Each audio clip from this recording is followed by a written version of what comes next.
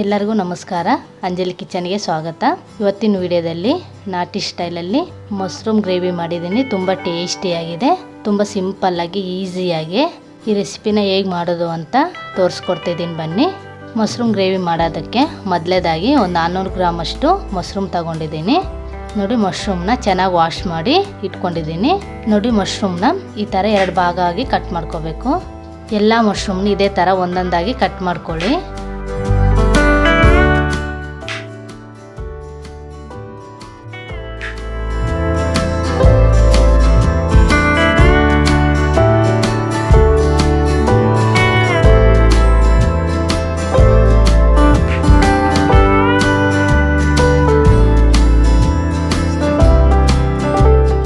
ಎಲ್ಲ ಮಶ್ರೂಮ್ನು ಕಟ್ ಮಾಡ್ಕೊಂಡಾದ್ಮೇಲೆ ಒಂದು ಬೌಲ್ಗೆ ಆ್ಯಡ್ ಮಾಡಿಕೊಂಡು ಸೈಡ್ಗೆ ಎತ್ತಿಟ್ಕೊಳ್ಳೋಣ. ಹಾಗೆ ಮಿಕ್ಸಿ ಜಾರಿಗೆ 2 ಟೊಮೊಟೊ ಸೇರಿಸ್ಕೊಂಡು ಮುಚ್ಚಿ ಟೊಮೊಟೊ ಪೇಸ್ಟ್ ಮಾಡ್ಕೊಳ್ಳೋಣ.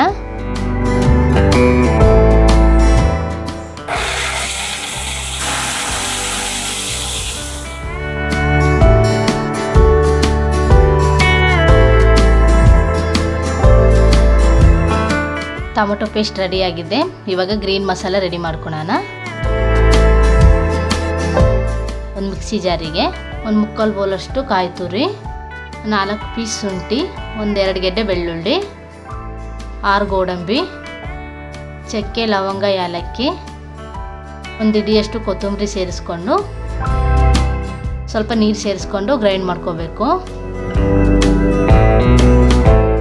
ಬಾಣಲಿಗೆ 2ರಿಂದ 3 ಸ್ಪೂನ್ ಎಣ್ಣೆ ಸೇರಿಸ್ಕೊಂಡು ಎಣ್ಣೆ ಸ್ವಲ್ಪ ಬಿಸಿ ಆದಮೇಲೆ ಒಂದು ಪಲಾವ್ ಎಲೆ, ಚಕ್ಕೆ, ಲವಂಗ, ಜೀರಿಗೆ, ಸೋಂಪು ಕಾಳು, ಕಟ್ ಮಾಡಿ ಇಟ್ಕೊಂಡಿರೋ 2 ಗೆಡ್ಡೆ ಈರುಳ್ಳಿ ಸೇರಿಸ್ಕೊಂಡು ಎಣ್ಣೆಯಲ್ಲಿ ಈರುಳ್ಳಿನ ಒಂದು ಮೀಡಿಯಮ್ಮಾಗಿ ಫ್ರೈ ಮಾಡ್ಕೋಬೇಕು.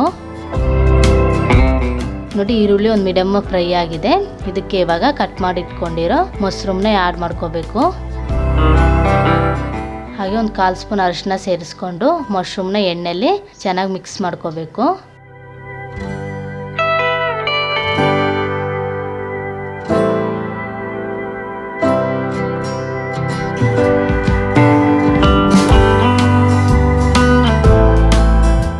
ಮಶ್ರೂಮಲ್ಲಿ ನೀರಿರುತ್ತೆ, ನೀರೆಲ್ಲ ಸ್ವಲ್ಪ ಡ್ರೈ ಆಗಲಿ. ಅದಕ್ಕೆ ಇದನ್ನ ಮುಚ್ಚಿ ಒಂದು 3ರಿಂದ 4 ನಿಮಿಷ ಬೇಯಿಸ್ಕೊಳ್ಳೋಣ. 3 ನಿಮಿಷ ಆಗಿದೆ. ಮಶ್ರೂಮ್ ಎಲ್ಲ ಎಣ್ಣೆಯಲ್ಲಿ ಚೆನ್ನಾಗಿ ಫ್ರೈ ಆಗಿದ್ದಾವೆ.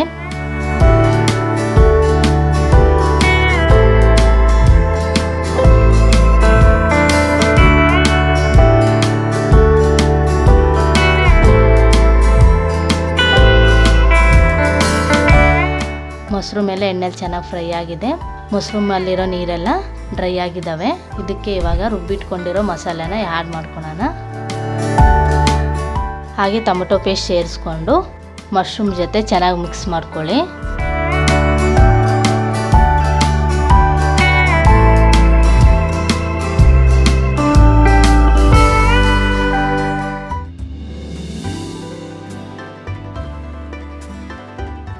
ನೋಡಿ, ಮಸಾಲೆ ಎಲ್ಲನೂ ಮಶ್ರೂಮ್ ಜೊತೆ ಈ ಥರ ಚೆನ್ನಾಗಿ ಮಿಕ್ಸ್ ಮಾಡ್ಕೊಂಡಾದ್ಮೇಲೆ ಇದಕ್ಕೆ 1 ಸ್ಪೂನ್ ಅಚ್ಚ ಖಾರದ ಪುಡಿ,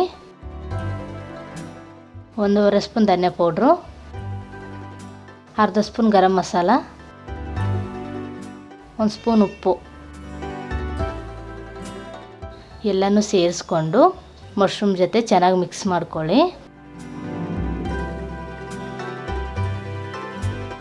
ಮಿಕ್ಸ್ ಮಾಡಿಕೊಂಡು ಇದು ಸ್ವಲ್ಪ ಎಣ್ಣೆಲಿ ಫ್ರೈ ಆಗಬೇಕು. ಅದಕ್ಕೆ ಮುಚ್ಚಿ ಒಂದು 3 ನಿಮಿಷ ಬೇಯಿಸ್ಕೊಳ್ಳೋಣ.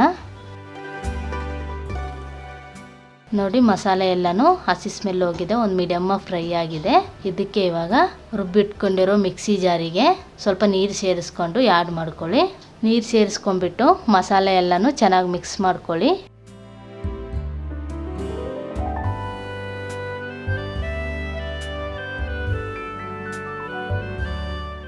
ಮಿಕ್ಸ್ ಮಾಡ್ಕೊಂಡಾದ್ಮೇಲೆ ಮುಚ್ಚಿ ಒಂದು 5 ನಿಮಿಷ ಬೇಯಿಸ್ಕೊಳ್ಳೋಣ. ನೋಡಿ, 5 ನಿಮಿಷ ಆಗಿದೆ. ಎಣ್ಣೆ ಎಲ್ಲ ಬಿಟ್ಕೊಂಡಿದೆ. ಮಶ್ರೂಮ್ ಗ್ರೇವಿ ಸೂಪರಾಗಿ ರೆಡಿಯಾಗಿದೆ. ನೋಡಿ, ಈ ಥರ ಎಲ್ಲ ಮಿಕ್ಸ್ ಮಾಡ್ಕೊಳ್ಳಿ.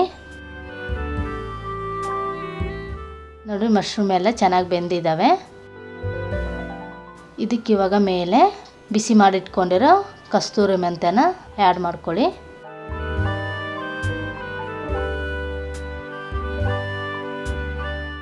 ಹಾಗೆ ಸ್ವಲ್ಪ ಕೊತ್ತಂಬರಿ ಸೊಪ್ಪು ಆ್ಯಡ್ ಮಾಡಿಕೊಂಡು ಮುಚ್ಚಿ ಕೆಳಗಿಳಿಸ್ಕೊಳೋಣ.